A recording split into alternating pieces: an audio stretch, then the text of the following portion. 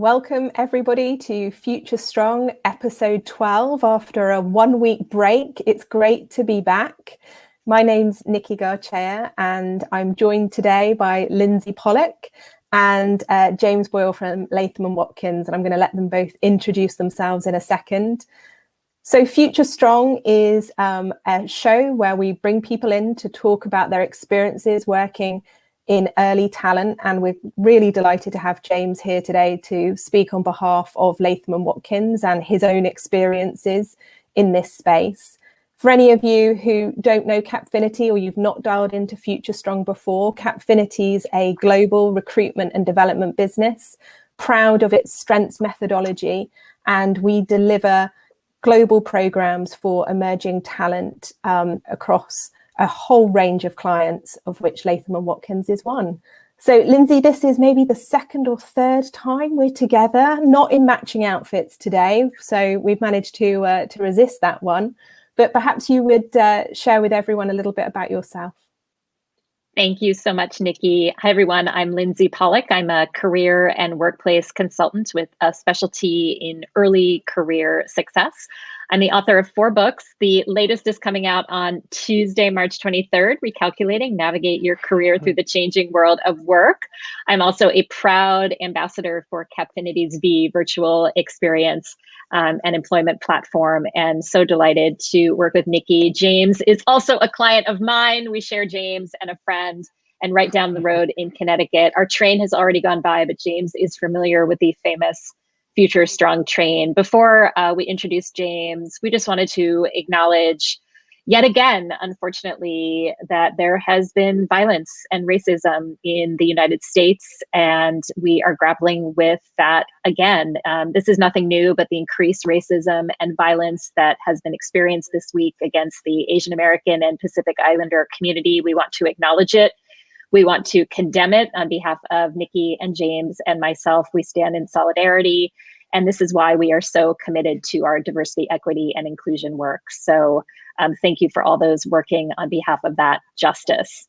With that, I wanted to introduce someone who is committed to diversity, equity, and inclusion, committed to early career success, and such a friend and leader in our space across multiple industries and multiple countries. So James Boyle, welcome to the show. And would you tell everybody a little bit about yourself? Yeah, thank you, Lindsay, and thank you, Nikki. I've been an avid fan of both Lindsay and Nikki, and more recently, Future Strong. It's usually my I must admit, it's usually my Saturday morning viewing rather than my Friday viewing, just given how busy we've been in recruitment recently.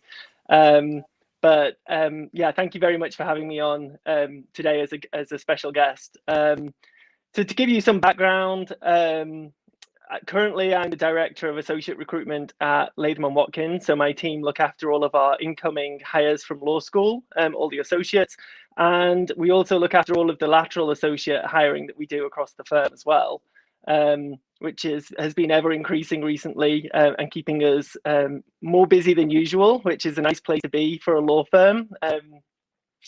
So we're hiring lots of people at the moment. And I can go into my career background as well. I think we'll probably get into that as we go through.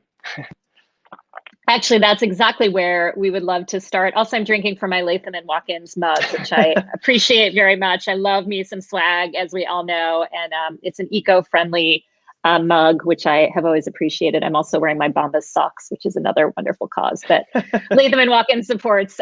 So enough about me and my swag. James, would you tell us about your career? You've done something really interesting, which is not all that common, which is been in a recruiting role across multiple industries. And as we said, across the United States and the UK. Can you talk a little bit about your career and not just what you've done, but why you've made those transitions? We'd love to hear your story. Yeah, and I'd love to say it was all pre-planned, but as every kind of interesting career journey goes, I think it's a set of circumstances and opportunities that I've taken advantage of along the way. I think as soon as I left university, I wanted to work to get some money together actually to go on a round the world trip, and I started working for a recruitment agency in the UK and moved to Edinburgh in Scotland after university. And then shortly after that, kind of moved to one of my clients, which was PricewaterhouseCoopers, and kind of moved up, really specialized in campus recruitment, moved up to eventually be the head of recruitment for Scotland. So I looked after campus and lateral recruitment there, and then moved over, had the opportunity again, come over to the United States and to work for PwC in New York, which was, a tremendous opportunity. And interestingly, I was probably one of the only people in HR at the time who had been given the opportunity to work in both the UK and the US. So it does give you a very different perspective on, how recruitment works in two very different, two very different countries. Once I'd kind of got used to recruiting in the US, PwC bought Booz and Company, which was the corporate arm of Booz Allen Hamilton, and put it into PwC Advisory. And I led the people integration part of that project globally, which kind of took me out of hands-on recruitment for a while. Was a really interesting project, and did that for a couple of years. And then I had the opportunity to go to Barclays and in various different roles, but was global head of campus recruitment at Barclays, which is where I met Nikki, because we were working hand in hand to try and get some of the assessments rolled out in Asia at the time and into the US. And then obviously that's where I met Lindsay as well, because Lindsay did a lot of work with the graduate development team, kind of presenting on various topics.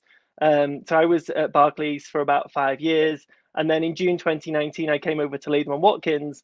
And really the opportunity there, I mean, I never saw myself at a law firm. I think the opportunity there was, to really go in and not just change how Latham & Watkins was seeing recruitment, but there was a real kind of change in the profession happening, and some real kind of macro trends happening in the industry, which I found really interesting and really wanted to be a part of that move that I was seeing. So yeah, being at Latham & Watkins now since June 2019, I would say the first 6 months of that was really focused on just going around the offices and getting to know everybody.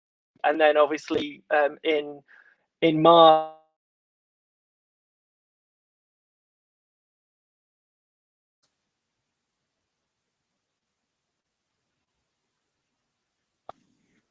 sorry, can you still see me? We can hear you now. It just went quiet for a second. So you said in March, that's where we got to.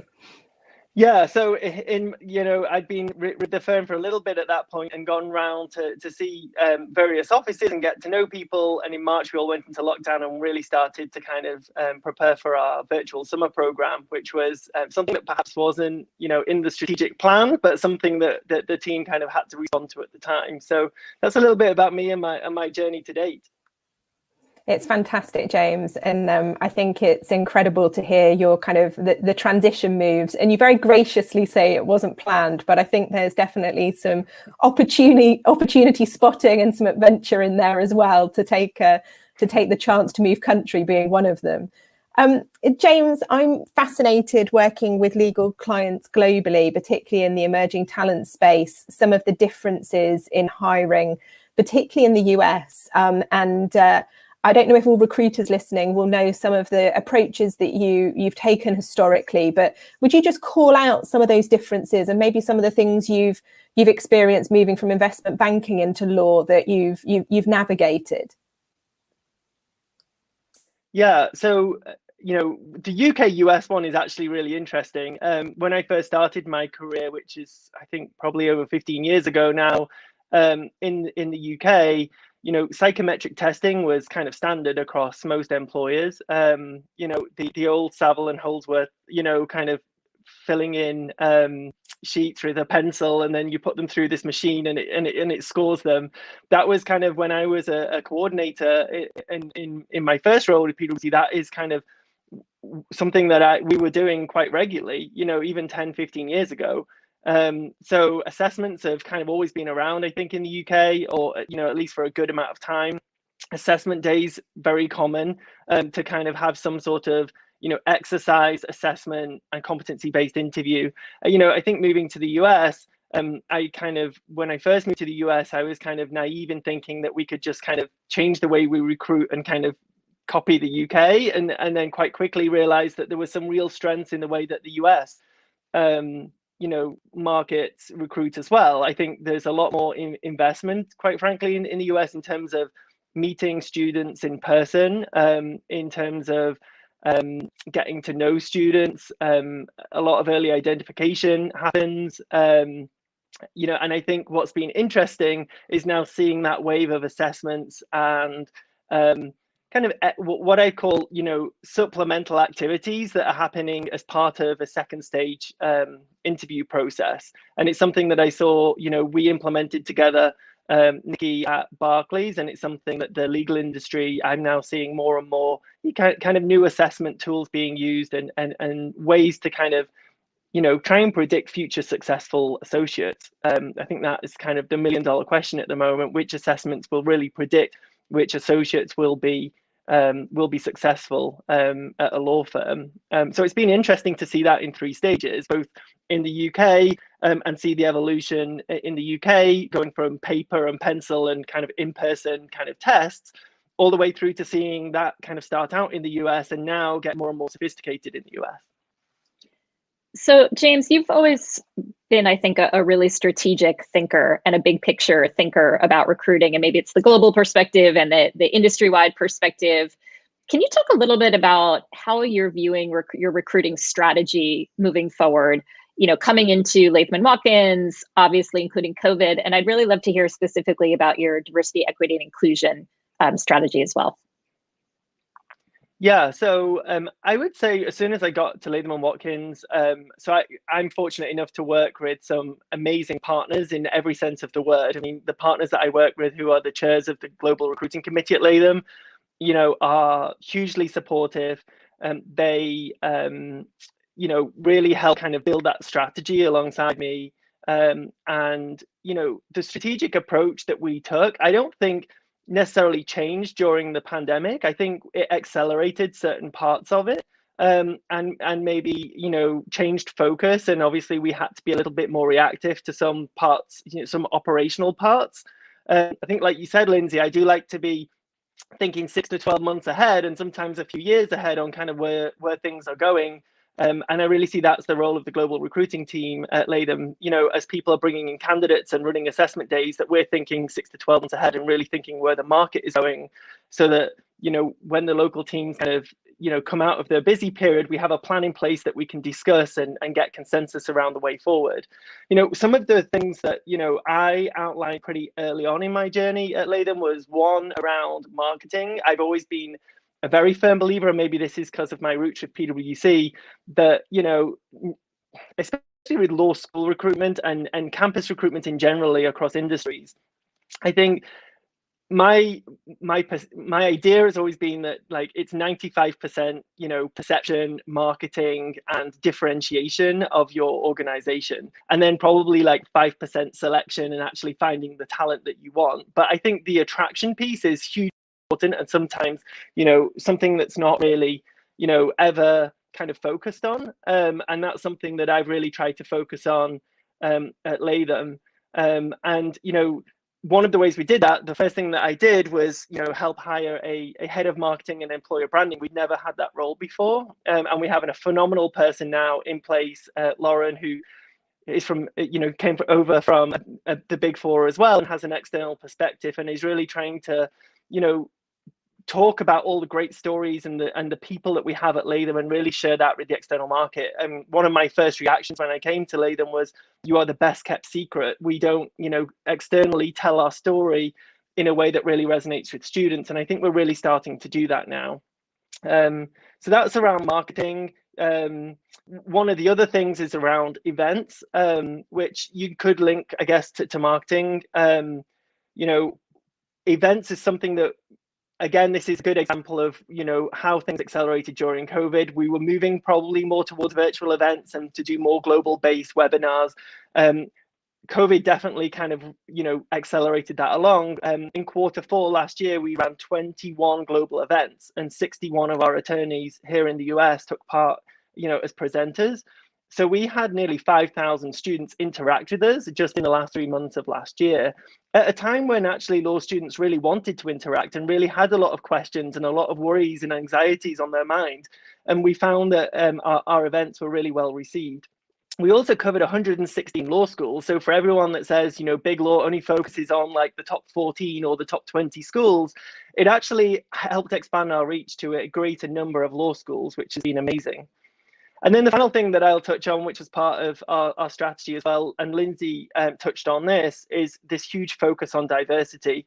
And it's really at the core of kind of what we're about at Latham. It's had a long-standing commitment to diversity, equity, and inclusion. And it's really about kind of strengthening our approach to that, thinking about new programs.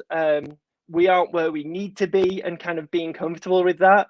And that there's a lot of work still to do, but I'm really proud of the fast progress that we're making. And to kind of bring that, to give that some context, we're not seeing incremental or slight changes here. We're striding forward in this area. We've doubled the number of underrepresented minority students in our summer class to what we had in our summer class last year. That they aren't small, incremental, slight changes. It's really, our strategy in action is really reaping some, rewards in terms of, progress against not just the recruiting strategy, but also the firm strategy. Amazing results. And you mentioned these to me earlier this week. I think they're just absolutely fantastic. We've got a comment from Yulia Mikhailovska. Lindsay, you'll tell me if I've said Yulia's name right. Yes, Yulia Mikhailovska from Greylock, who was a previous guest on Future Strong. And Yulia's asking James, which employer brands do you admire the most from a university recruiting perspective and why? I don't know if there's any you're comfortable mentioning, but any particular brands that you think have also done a kind of a good job, maybe this year or in past years, that you'd share? Yeah, in terms of organizations? Yeah, I think she's saying, which employer brands do you admire the most from a university recruiting perspective? Any particular organizations? I'm a little bit biased. Maybe I'm a little bit biased because I kind of grew up with PwC, but I think for all of the UK people watching, especially, I think the brand that PwC built in the UK, through the Times High Flyers. I think when I left the UK, they had been the #1 graduate employer in the UK for 8 years at that point, and they're probably up to kind of like 16 years in a run at this point. A lot of that was down to marketing strategy, the investment in events, and really giving more than you take. And I really admired PwC for that, and it really stuck with me through. And it's kind of been sewn in the fabric of the strategy at both Barclays and now Latham, because I really saw the results of that. It's not going and running events and doing marketing activities because you necessarily want a return on investment or trying to measure that so much. It's more about let's give back, let's enhance our brand, but also let's educate some students and let them kind of know. And that's really powerful now more than ever from a diversity perspective, because it really levels the playing field and allows us to kind of pull back the curtain on what an investment bank does. If you're at Barclays, right? What is a coverage banker? What is a what does a antitrust attorney do, or a white collar attorney?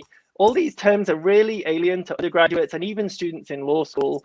And it's something that I think is really important through education, and really not assuming that these students know things.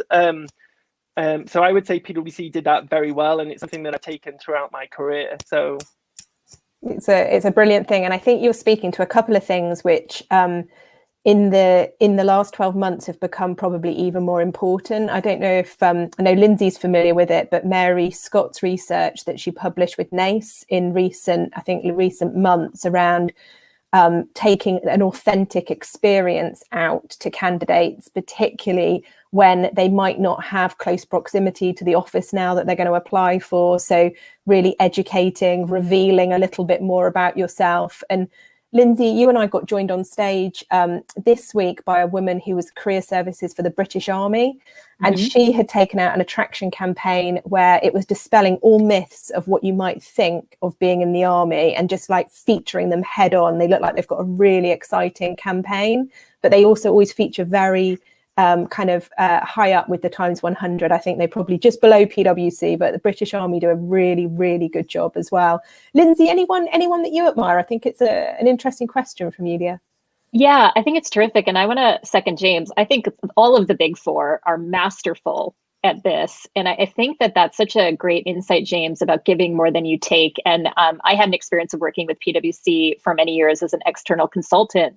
And the mission was to reach all students. It was not about accounting majors. It was not about students who would be recruited by PwC. It was students, period. And I'm reminded of the NACE HBCU conference, Historically Black College and University event, where the HBCUs themselves said, come and help our students, don't market to them. So the organizations that help and support and mentor and educate, I think, are the ones who are doing it well. And I think the big four have just been really excellent at that. And thinking of Nikki and Capfinity's research of the strengths that have grown during the pandemic, and the woman from the British Army talked about this, it's empathy and compassion and wanting to serve. And so I think students will be attracted to companies that are showing that mission. Nikki said competition is down, so don't come and host a case competition. Come in and do a volunteer event with me. So James, I'd love you to reflect on all of that, but I think that is such an insight. Serve, don't sell. Yeah.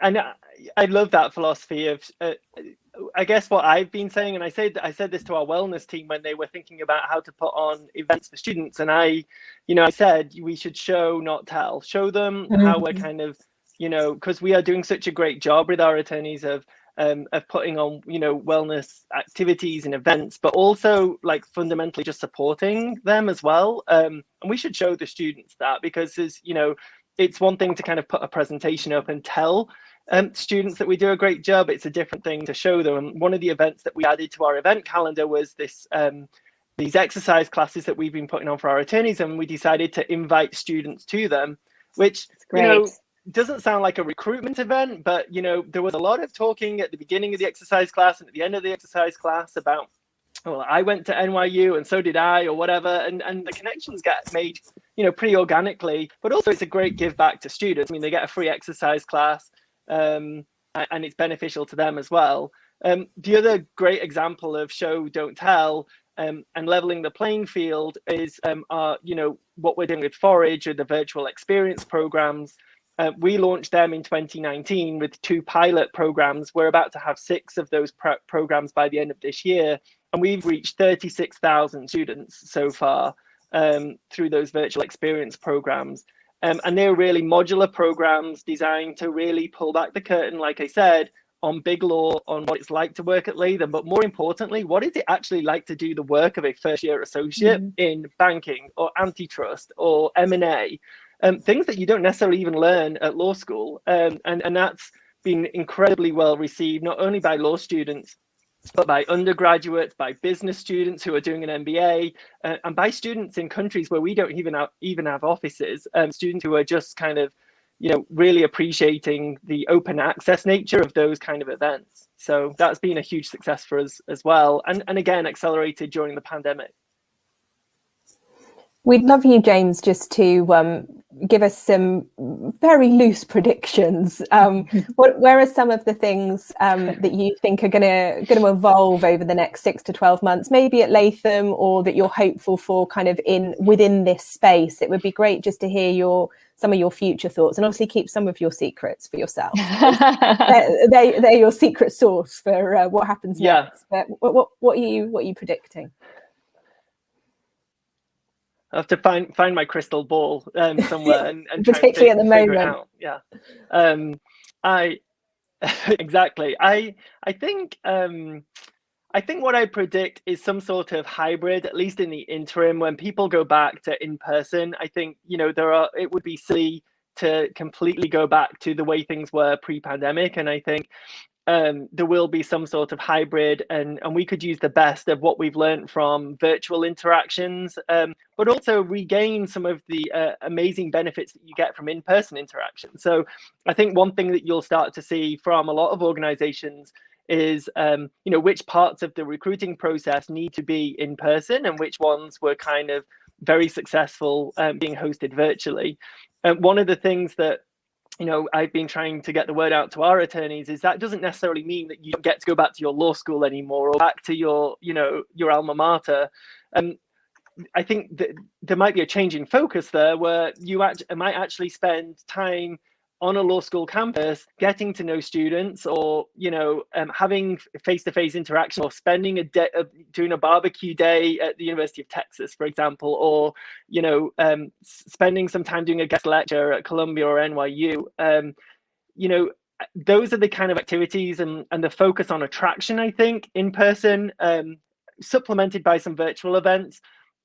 But then kind of moving our attorneys perhaps away from the 8 hours of sitting in a room on campus doing back-to-back interviews and not really getting to see the campus anyway, not really getting to experience going back to law school, but also not really getting a true in-depth feel of the students either, like having a 20-minute chat with everyone because we're trying to get through it all in a day.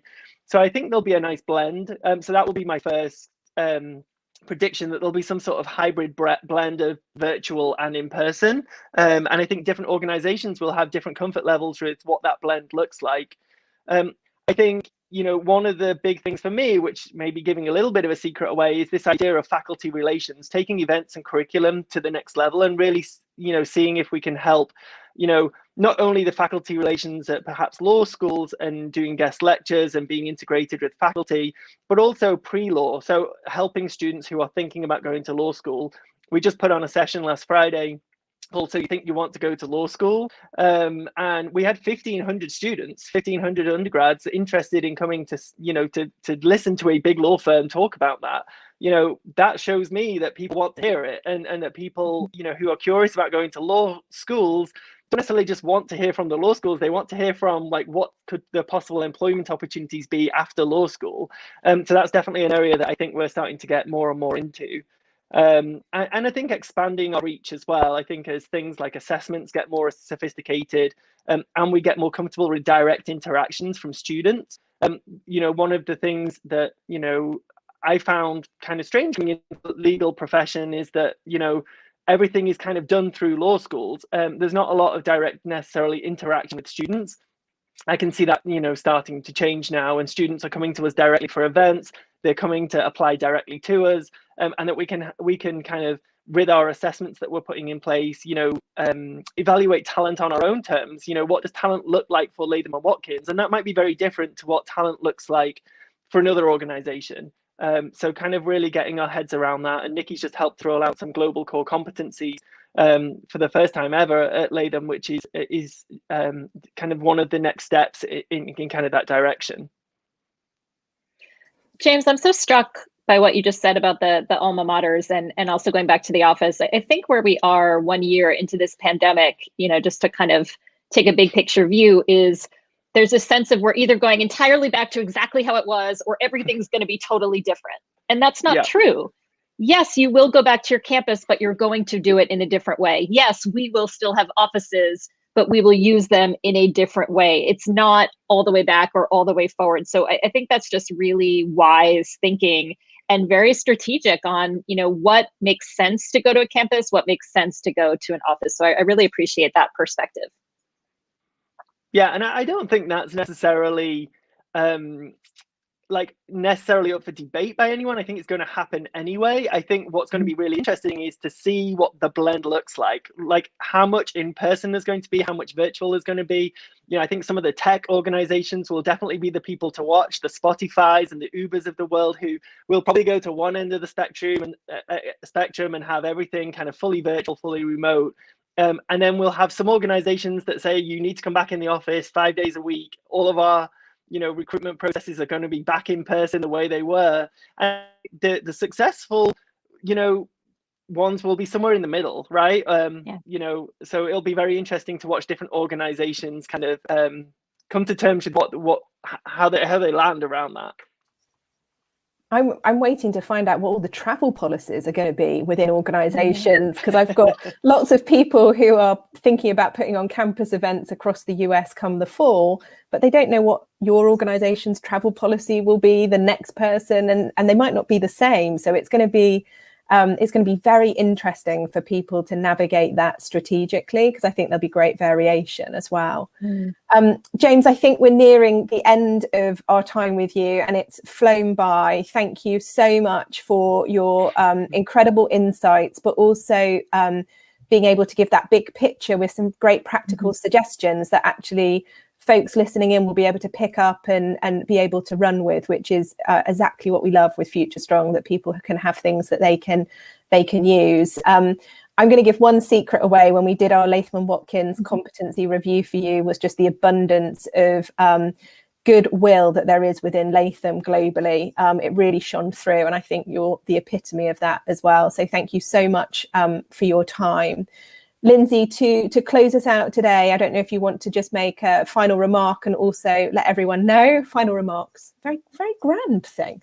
And just share next week's guest, which I know Hayley will put on the screen, because you and I, as these times go on, memory is not as good as it was. But I think we remember Richard for next week. Yes, I'm going to interpret that transition as giving me one more chance to plug my new book, which comes out on Tuesday, Recalculating, featuring Capfinity in Chapter 2.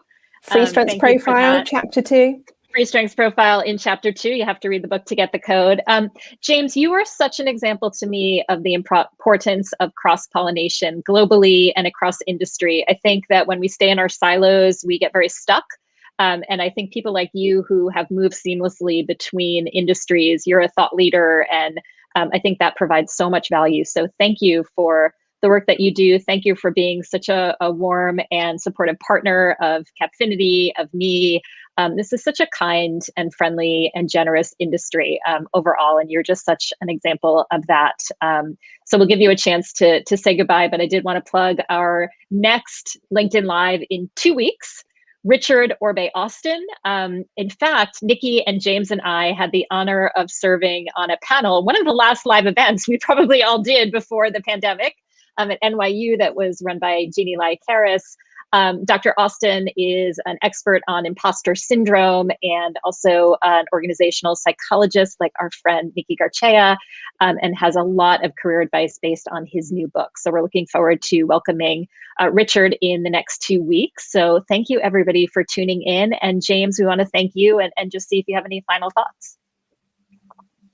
Yeah, thank you both for this invitation. Every time I talk to you both, it really gets me thinking about the future, and hopefully it's done that for the audience as well. Just thinking about, taking yourself out of the day-to-day and just really thinking strategically on what's going to happen in the next 6 to 12 months, I think is super important. And, both live and in person, you both always do that for me. So thank you very much to both of you. And Lindsay, I have pre-ordered your book, so I'm looking forward to having a good read of that. And thank you very much again.